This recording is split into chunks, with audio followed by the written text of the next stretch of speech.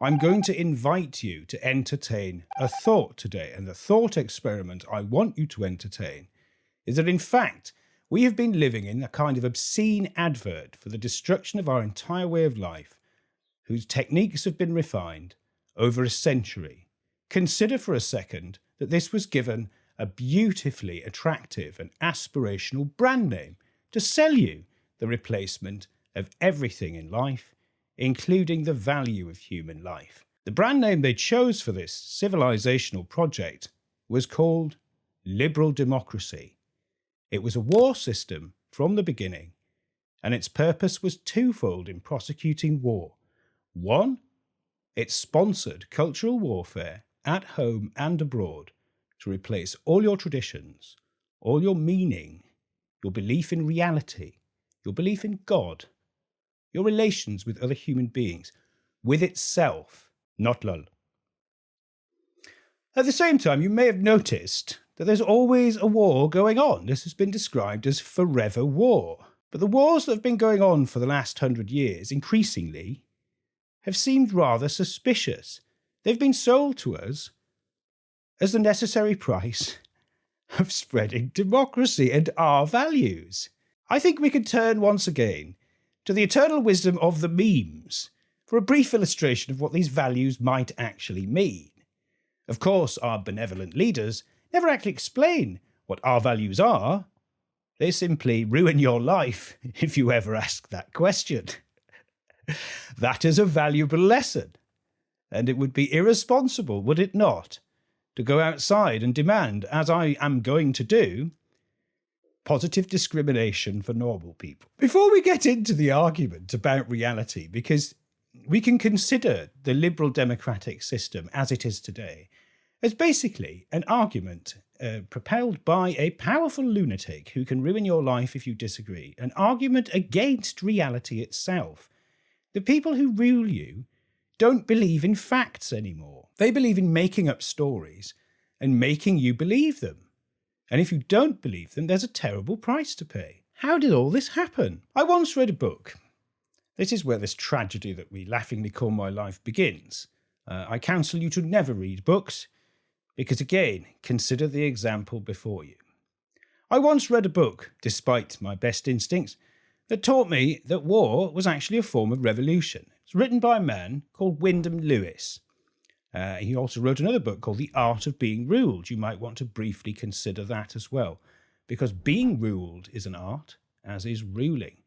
And when we consider the detransition that we're in, we first have to consider how we have been ruled and why that system is not working anymore to understand what is meant by the detransition from the counterfeit replacement culture that was sold to us as the ultimate liberation of mankind, as liberal democracy. Wyndham Lewis said that the First World War was a kind of revolution that swept away the old European civilizational order. And it did. After the First World War, there are a series of democratic revolutions. I think there's about 29 across Europe. These were no accident, of course. Like a lot of coincidences today, if you are a pattern noticer, you begin to notice that there was a pattern to this sort of thing.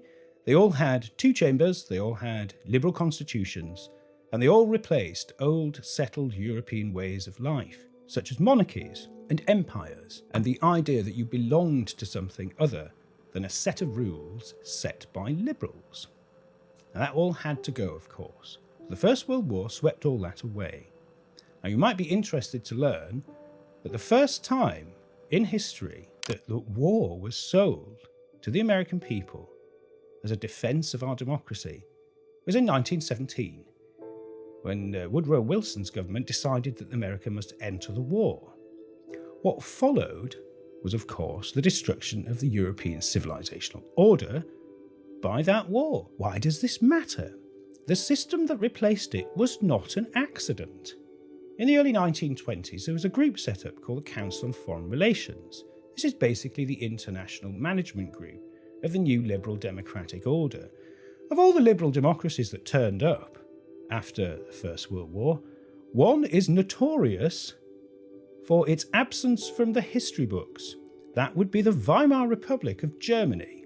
If you briefly consider the nature of the Weimar Republic, you will find it alarming or reassuring, depending on how insane you are, to find out that many people today who are liberals consider it to be a paradise lost, a beautiful moment in history that was destroyed. There are members of the German establishment today who say that the Weimar Republic was Germany's most successful revolution in history. Leaving aside the depravity of the Weimar Republic briefly, what we can begin to see is that our system was intentionally designed.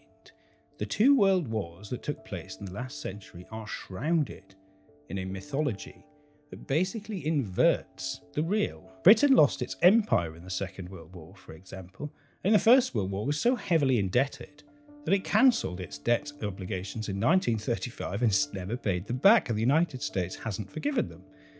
So the legacy of these wars continues to this day.